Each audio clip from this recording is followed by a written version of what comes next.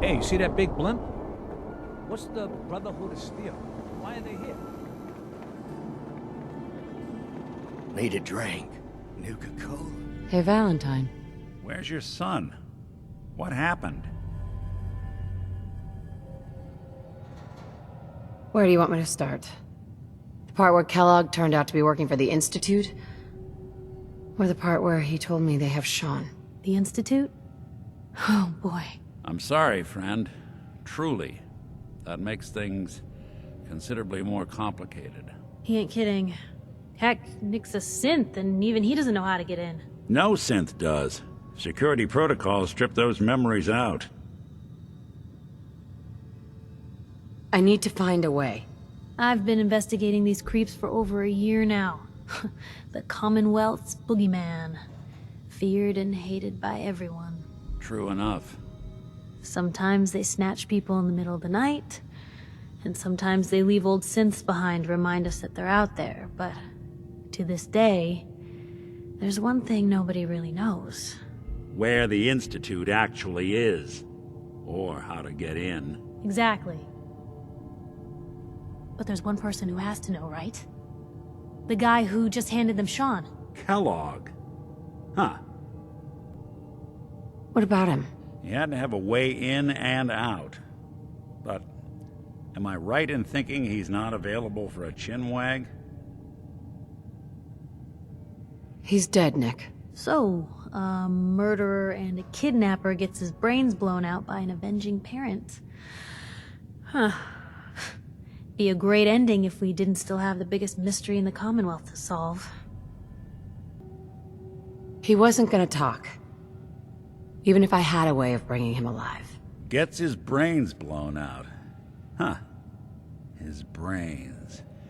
You know, we may not need the man at all. You're talking crazy here, Nick. Got a fault in the old subroutines? Look, there's a place in Goodneighbor called the Memory Den. Relive the past moments in your mind as clear as the day they happened.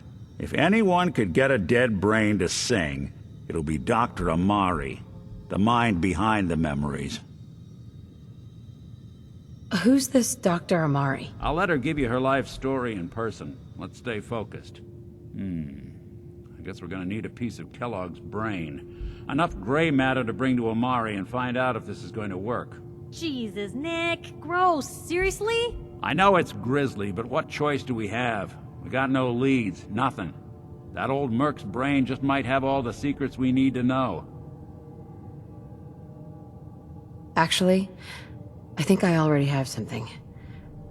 Kellogg had this thing attached to his head. Cybernetics, huh? We may have just won the lottery. Whether we're riding this crazy brain train or not, we can't all go running across the Commonwealth, so... who's coming with you? I have to go to the Memory Den either way, if I'm going to introduce you to Amari. But if you want to head there together, just say so. Anything else you can tell me about the Memory Den? It's in Goodneighbor, a little slice of trouble northeast a ways. The Memory Den ain't just a fancy name, it's literal. A lot of people give up all their caps just to relive the good parts of their lives. Over and over. But not us. We're gonna try to dive deep into someone else's mind. I can meet you there, or we can head out together. I'll head out with Piper. We'll meet you there, Nick. Sounds good. You two stay out of trouble. Don't worry. We're gonna get your boy back. Just a few more steps.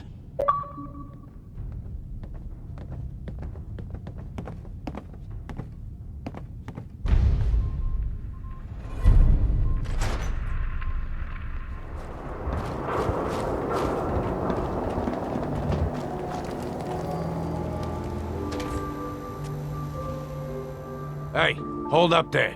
First time in Goodneighbor? You can't go walking around without insurance.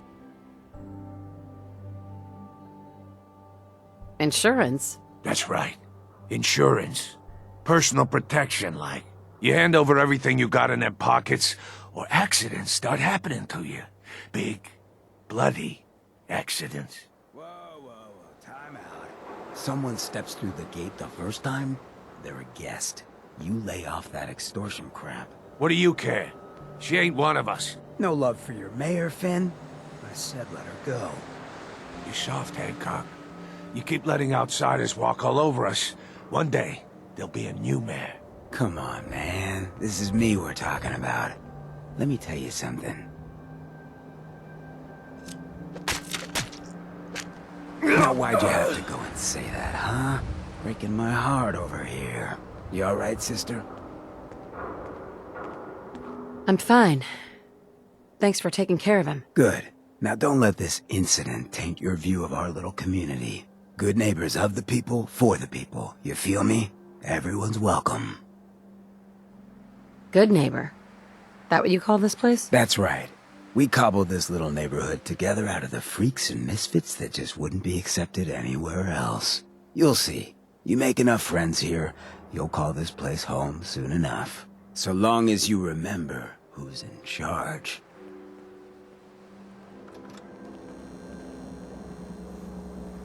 Well, hello.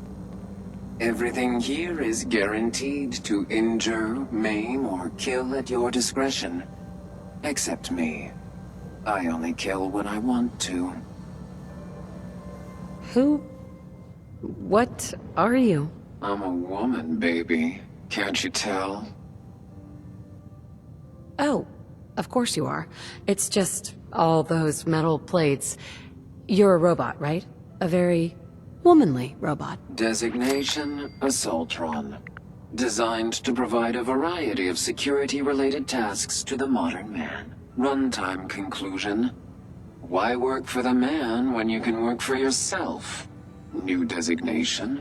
KLEO. Cleo. Fully independent small business owner. Robot enough for you, smooth talker? Now what are you buying? Let's see what you have. Let's get you outfitted, killer.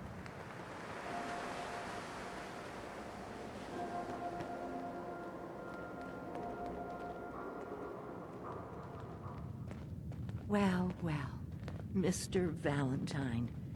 I thought you had forgotten about little old me. May have walked out of the den, Irma, but I'd never walk out on you. Amari's downstairs, you big flirt. Dr. Amari? Yes? I take it this isn't a social call. You're the one who can extract memories from a brain, right? Normally, we only allow our clients to experience their own memories. Now, what's this all about? We need a deep dig, Amari, but it's not gonna be easy. The perp, Kellog, is already cold on the floor. Are you two mad?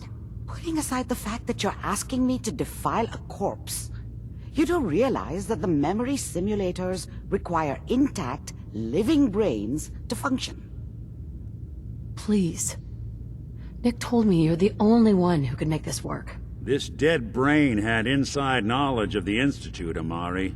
The biggest scientific secret of the Commonwealth. You need this, and so do we. Fine. I'll take a look. But no guarantees. Do you have it with you? How much of the brain do you need, exactly? That is not an encouraging question.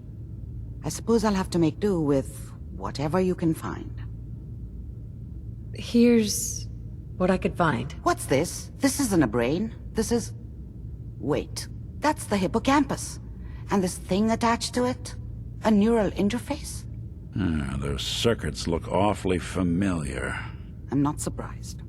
From what I've seen, all Institute technology has a similar architecture. Nick's an older model synth. Is he still compatible? That's exactly what I was thinking. If we are lucky, it should hook right in.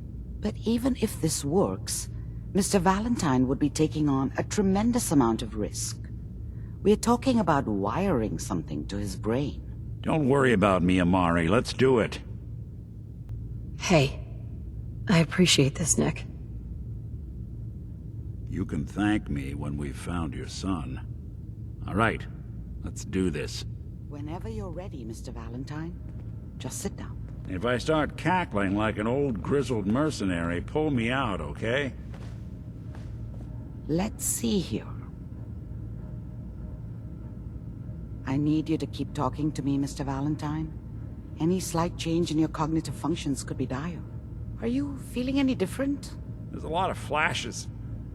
Static. I can't make sense of any of it, Doc. That's what I was afraid of. The mnemonic impressions are encoded. It appears the Institute has one last failsafe. There's a lock on the memories in the implant. Tell me you have a way past this, Doctor. Let me think. The encryption is too strong for a single mind. But what if we use two? We load both you and Mr. Valentine into the memory loungers. Run your cognitive functions in parallel. He'll act as a host, while your consciousness drives through whatever memories we can find. All right, let's get started. Just sit down over there, and keep your fingers crossed. See you on the other side.